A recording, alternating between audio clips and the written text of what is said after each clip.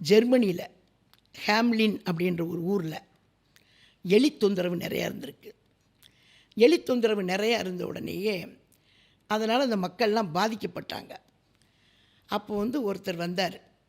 நான் நல்ல புல்லாங்குழல் வாசிப்பேன், இந்த என்னுடைய இசையால் அந்த எலியெல்லாம் வெளியேற்றிடுறேன் அப்படின்னு அவர் சொல்லிட்டு வருவார். அவங்களும் சரின்னு சொல்லிவிடுவாங்க. உடனே இவர் என்ன பண்ணுவார்னா, புல்லாங்குழல் வாசிச்சிட்ருப்பார்.